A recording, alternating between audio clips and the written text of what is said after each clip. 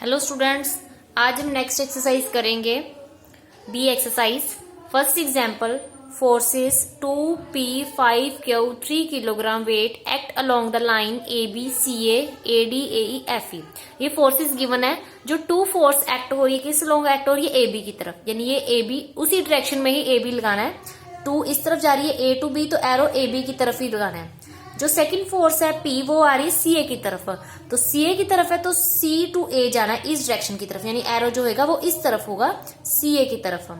Next है AD force लग रही है, AD पे 5 लग रही है, तो AD की तरफ एरो डालेंगे तो 5 फोर्स है, और AE की तरफ फोर्स लग रही Q, और FA जो है वो इस डायरेक्शन में है, सॉरी FA जो है वो इस डायरेक्शन में है, यानी डायरेक्शन जो आएगी इस तरफ आएगी, यहाँ तरफ इधर, वो कितनी फोर्स लग रही है? 3 फोर्स लग रही है FA की तरफ। तो जिस डायरेक्शन में कहा उसी डायरेक्शन में ही फोर्सेस एरो डालनी है आपने। अब हम रिजॉल्व करते हैं taking AB as x axis and AE as y axis. ये एक्स एक्सिस और एक ये वाई एक्सिस है। अब देखो एक्स एक्सिस की तरफ कंपोनेंट लेते हैं, एक्स कंपोनेंट। फर्स्ट फोर्स जो लग रही है 2, जो 2 फोर्स लग रही है उसका जो एंगल बन रहा है एक्स एक्सिस में वो 0 डिग्री बन रहा है, तो cos 0 आएगा। नेक्स्ट फोर्स P है, पर P की डायरेक्शन जो है ऑपोजिट है 2 के कंपैरिजन। 2 इस तरफ है, P ऑपोजिट डायरेक्शन है, तो ऑपोजिट डायरेक्शन है तो माइनस का साइन लगेगा, माइनस P फोर्स है। और cos के साथ एंगल कौन सा बनेगा? क्योंकि इसका P फोर्स का एक्स एक्सिस के साथ 30 डिग्री का एंगल बन रहा है, तो cos 30 डिग्री। प्लस 5, आगे प्लस की 5 लगे क्योंकि बिकॉज ये डायरेक्शन इस तरफ जा रही है, जो इस तरफ जा रही है पॉजिटिव और ऑपोजिट आ रही है तो नेगेटिव, तो प्लस 5 cos, और 5 फोर्स का एक्स एक्सिस के साथ जो एंगल बन रहा है वो 60 डिग्री बन रहा है। 30 प्लस 30 ये फोर्स है, और इसमें ये भी 30 और 30, टोटल एंगल कितना हो गया? 60 डिग्री हो गया। प्लस Q फोर्स का बन रहा है cos के साथ 90 डिग्री, और ये डायरेक्शन ऑपोजिट है, माइनस ये FA जा रही है, A to F नहीं जा रही। अगर FA जा रही है ऑपोजिट डायरेक्शन है तो माइनस का साइन लगेगा, -3 cos। Total angle x axis के साथ कितना बन रहा है? ये सभी 30 को प्लस किया, टोटल एंगल F फोर्स के एक्स एक्सिस के साथ 120 बन रहा है। अब सभी की वैल्यू पुट करनी है। 2 cos 0 1 होता है, cos 30 √3/2, cos 60 की वैल्यू 1/2, cos 90 होता है 0। cos 120 मैंने पहले बताया था कैसे सॉल्व करना है।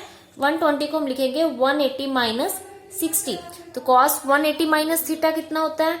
माइनस का cos थीटा होता है, और cos 60 की वैल्यू 1/2, साथ में माइनस है तो -1/2। इसका मतलब cos 120 की वैल्यू क्या होगी? -1/2। 120 को आपने 180 माइनस 60 लिखना है, तो ये आ जाएगा। इसको सॉल्व कर लेना है। ये सॉल्व किया 5/2, ये प्लस 3/2, 2 प्लस 5/2 प्लस 3/2 6 सॉल्व हो जाएगा, और पीछे रह जाएगा -3√3/2p। P वाली टर्म एक साइड कर देनी है, और जो बिना P वाली टर्म है उसको सॉल्व करके कितना आ जाएगा? 6 आ जाएगा। सिमिलरली y को भी ऐसे सॉल्व करना है, वही एंगल लेने हैं, डायरेक्शन भी वही आएगी, नेगेटिव की साइन आएंगे अगर ऑपोजिट डायरेक्शन है। अगर A2 जा रहे हैं तो पॉजिटिव साइन जाना है, A2 सभी डायरेक्शन की तरफ जा रहे हैं तो पॉजिटिव। अगर ऊपर से नीचे A की तरफ आ रहे हैं तो नेगेटिव डायरेक्शन, नेगेटिव साइन आएगा। तो सभी यहाँ वैल्यू पुट करके y वैल्यू आ गई। हमें कहा हुआ है कि जो फोर्सेस P एंड Q है आर इन इक्विलिब्रियम। अगर P and Q forces statement में कहा हुआ है कि दैट आर सिस्टम में बी इक्विलिब्रियम, दैट मीन्स कि x0 और y0 कंपोनेंट को 0 के इक्वल रखना है। x0 यानी कि x कंपोनेंट क्या आया था हमारे पास? 6 minus √3/2p is equal to 0। x को 0 रख दिया और y को 0 रखना है। ये x टर्म 0 रखी, यहाँ से p की वैल्यू सॉल्व होकर कितनी आ जाएगी? 12/√3। 12 के फैक्टर बना देने आपने, 12 के फैक्टर बना दिए, कितना आ जाएगा? 2√3, और नीचे भी कितना है? सॉरी स्क्वायर रूट नहीं है 12 पे, इधर लिख देना 2 इंटू 2 इंटू 3 अपॉन नीचे कितना है? √3। 2 इंटू 3 को लिख देना है √3 मल्टीप्लाई √3, और नीचे भी √3। ये √3 से √3 कट हो गया, 2 का 4 √3 किलोग्राम वेट इसकी फोर्स आ गई, P की वैल्यू आ गई। उसके बाद y को जब 0 के इक्वल रखेंगे तो ये चीज 0 हो जाएगी। P की वैल्यू हमने यहाँ निकाली, वो हम यहाँ पुट करेंगे, Q निकल जाएगा। Q सॉल्व होकर कितना आ जाएगा? √3 किलोग्राम वेट, और यहाँ पर एलसीएम ले लेना 2√3, 4 माइनस 2√3 कितना आ गया? 2√3/2 आ जाएगा। 2 से 2 कट हो गया, √3 आ जाएगा इसका answer. Next example second, a light string of length L is fastened to 2 points A and B at the same level। मतलब स्ट्रिंग है, स्ट्रिंग की लेंथ कितनी है? L है, उसको 2 पॉइंट्स सेम लेवल पे, 2 पॉइंट पे फिक्स है। कौन से? A point and B point पे। ये स्ट्रिंग की लेंथ L है, टोटल L लेंथ है, और A और B पे फिक्स है। At a distance A apart, ये कितने डिस्टेंस पे 2 पॉइंट्स है? ए डिस्टेंस पे, यानी डिस्टेंस इन दोनों का दिया हुआ है small a, a ring of weight W can slide on the string and horizontal force P is applied to it. इस रिंग जो है, रिंग का वेट कितना है डब्ल्यू, वो स्ट्रिंग पे क्या कर रहा है, स्लाइड कर रहा है। तो जो रिंग है, मान लो यहां से बी पॉइंट पे रिंग जो है वो नीचे की तरफ वेट होगा, इसका नीचे की तरफ वेट कितना होगा डब्ल्यू। मान लो बी पॉइंट पे रिंग है तो उसका जो वेट होगा वो किस तरफ होगा, नीचे की तरफ होगा। तो उसको स्ट्रिंग पे वो स्लाइड कर रही है, इस रिंग पे जब स्लाइड कर रही है तो ये भी नीचे की तरफ आएगा, इसका भी, और इसका भी रिंग का वेट किस तरफ होगा, नीचे की तरफ होगा। बिकॉज आ स्ट्रिंग है, इस स्ट्रिंग की जो टेंशन है वो टी है, टेंशन की डायरेक्शन ऑपोजिट होती है, ऊपर की तरफ टेंशन लगती है, इस तरफ भी टेंशन जो है ऊपर की तरफ लगेगी। और रिंग जो है सी पॉइंट पे है, जिसको एक स्ट्रिंग के साथ बांधा हुआ है, ठीक है। और उस रिंग का वेट जो है नीचे की तरफ है डब्ल्यू, और जो स्ट्रिंग की जो टेंशन है वो ऊपर की तरफ होगी, यानी कि टेंशन यानी फोर्स जो है वो अपवर्ड डायरेक्शन में होगी। एंड उस रिंग पर जो हॉरिजॉन्टल फोर्स लग रहा है वो पी लग रहा है, because this is a horizontal force P, इस डायरेक्शन में लग रही है, is applied to it such that in equilibrium vertically below B. ये कंडीशन इक्विलिब्रियम एक्ट होगी यहाँ पर। इक्विलिब्रियम कैसे, एक ऊपर की तरफ लग रहा है अपवर्ड, एक डाउनवर्ड डायरेक्शन, एक इस तरफ डायरेक्शन में लग रहा है। तो इस पॉइंट पे इक्विलिब्रियम कंडीशन होगी। शो दैट पी की वैल्यू हमने ये शो करनी, पी फोर्स जो है और दूसरा टेंशन निकालनी ये वाली, ठीक है। तो पहले सबसे पहले लिखेंगे let C B a ring of weight W. C एक रिंग है जिसका वेट नीचे की तरफ डब्ल्यू है, एंड बी सी ए भी टू पोर्शंस ऑफ स्ट्रिंग, ये टू स्ट्रिंग्स हैं। एक तो है सी ए या बी सी, और सी ए टू स्ट्रिंग्स ले ली, passing through the smooth ring. वो किस में से पास कर रही है, रिंग में से पास कर रही है, so that the tension in both the portion is same. Tension जो है वो अपवर्ड डायरेक्शन की तरफ सेम होगा, टी टेंशन होगी। और ये एंगल लेट कर लिए theta B C A, let this angle B theta A B जो है हमें कहा हुआ है कि ये दोनों कितने डिस्टेंस पे है, ए डिस्टेंस पे है, तो ए बी कितना है, ये वाला यहां से लेकर यहां तक जो डिस्टेंस है वो ए है। ए सी ये हमने लेट कर लिया एक्स, यहां से लेकर यहां तक का जो डिस्टेंस है वो कितना लेट कर लिया एक्स हो गया।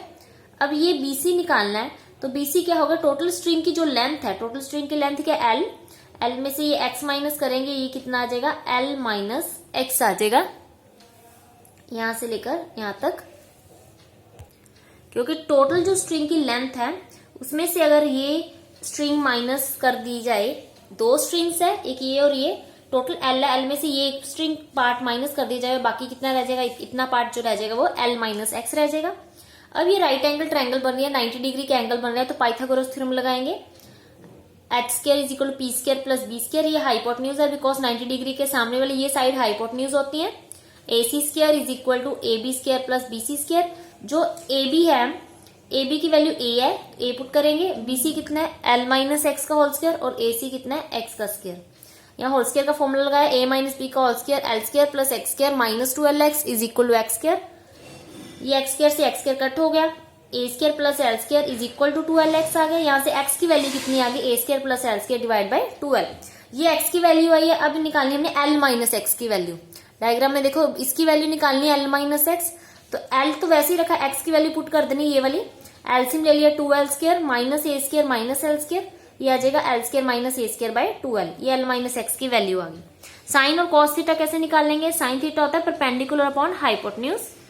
परपेंडिकुलर क्या है, हाइपोटेन्यूज तो ये वाली साइड रही, परपेंडिकुलर कौन सी होगी हमारे पास, ये परपेंडिकुलर है ए बी, बिकॉज ये एंगल है थीटा, जो थीटा एंगल है उसके सामने वाली साइड परपेंडिकुलर होती है। 90 डिग्री के सामने वाला हाइपोटेन्यूज और थीटा के सामने वाला परपेंडिकुलर, तो ए बी अपॉन ए सी, और कॉस थीटा होएगा बी सी अपॉन ए सी।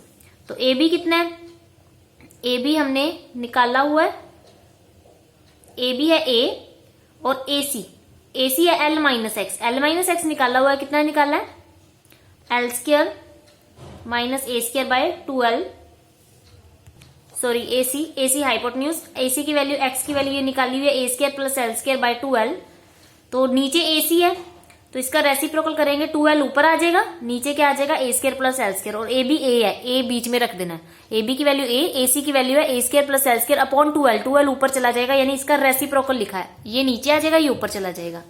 कॉस थीटा होता है बेस अपॉन हाइपोटेन्यूज यानी L minus X, L minus X की ये वैल्यू निकाल लिया, L square minus A square upon 2l upon AC, AC की value L square plus A square upon 2l, 2l से 2l cut हो जाएगा, L square minus A square upon L square plus A square बचेगा, because 2l से 2l cut हो गया, ये बचेगा। अब द रिंग इक्विलिब्रियम है, तो टेंशन जो लग रही है अलोंग सी ए लग रही है, एक सी बी लग रही है अलोंग, एक हॉरिजॉन्टल फोर्स सीपी लग रहा है यहाँ, और वेट नीचे डाउनवर्ड एक्ट कर रहा है। तो resolving horizontally and vertically, resolve करते हैं इसको। नेक्स्ट हम हॉरिजॉन्टल जब वर्टिकली रिजॉल्व करेंगे, सबसे पहले हम हॉरिजॉन्टल रिजॉल्व करते हैं। हॉरिजॉन्टल जब रिजॉल्व करेंगे तो कॉस लगेगा, वर्टिकली रिजॉल्व करेंगे तो साइन लगेगा। अब जब हॉरिजॉन्टल रिजॉल्व करेंगे, सबसे पहले जैसे ये टी की बात कर रहे हैं, तो टी में हॉरिजॉन्टल एक्स एक्सिस के साथ जो एंगल बन रहा है वो 90 डिग्री माइनस थीटा बन रहा है, तो लिखेंगे टी कॉस 90 माइनस थीटा। और इस टी टेंशन का जो इस एक्स एक्सिस के साथ टोटल एंगल बन रहा है वो कितना बन रहा है, 90 माइनस थीटा प्लस थीटा, इन दोनों एंगल्स को प्लस करेंगे तो थीटा से थीटा कट हो गया, 90 डिग्री आ गया, तो लिखेंगे T cos 90 degree plus T cos 90 minus theta, यानी पहले कॉस 90 माइनस थीटा, साथ में ये भी था टी कॉस 90 डिग्री। अब पी की बात करते हैं, पी का टोटल एंगल जो एक्स एक्सिस के साथ बन रहा है वो 180 डिग्री बन रहा है, तो कॉस 180 का मतलब होता है पाई, कॉस पाई की वैल्यू होती है -1, तो P इंटू -1 कितना आ गया, माइनस पी आ गया। और W की बात करें, W का जो टोटल एक्स एक्सिस के साथ बन रहा है वो कितना बन रहा है, ऐसे एंगल प्लस करते जाना, 90 डिग्री ये हो गया, 90 ये हो गया, 90 ये हो गया, मतलब 3 बार 90 हो गया, यानी 270 डिग्री, कॉस ऑफ 270 डिग्री। तो कॉस 270 को आप सॉल्व करोगे, कैसे करोगे, 360 में से 270 आप माइनस करके देखना 90 डिग्री, तो आप लिख सकते हो 270 को 360 माइनस 90 डिग्री, तो cos 360 माइनस थीटा कितना होता है, cos ऑफ 90 डिग्री, और cos 90 की वैल्यू होती है 0, इसलिए उन्होंने यहाँ पर cos 90 नहीं लिखा क्योंकि इसकी वैल्यू 0 होती है, इसलिए cos W वेट जो है, W के साथ जो cos एंगल लगेगा 270 डिग्री, W वेट 0 हो जाएगा, बिकॉज cos 270 की वैल्यू 0 होती है, और W को 0 से मल्टीप्लाई करो 0, इसलिए उन्होंने W वेट नहीं लिखा, सिर्फ जो बचे वही लिखे हैं। तो cos 90 की वैल्यू ये भी 0 होती है, सिर्फ ये बचेगा cos 90 माइनस थीटा कितना होता है, साइन थीटा माइनस पी, यानी पी किसके इक्वल आ गया, टी साइन थीटा। ये तो हमने एक्स एक्सिस से रिजॉल्व किया। सिमिलरली वर्टिकल यानी वाई एक्सिस से रिजॉल्व करते हैं तो साइन लगेगा, जितने एंगल है कॉस की जगह साइन लगेगा, जैसे यहाँ पर cos 90 की जगह साइन 90 लग जाएगा, तो साइन 90 की वैल्यू 1 होती है, अकेला टी बचेगा तो टी रह गया।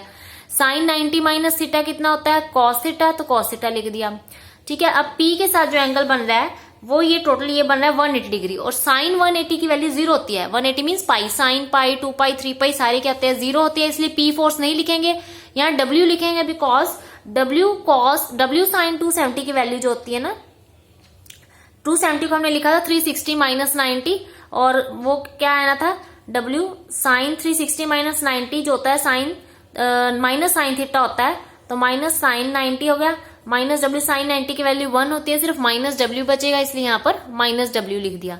T कॉमन निकाल दे, अंदर क्या रह जाएगा, 1 plus cos theta is equal to W।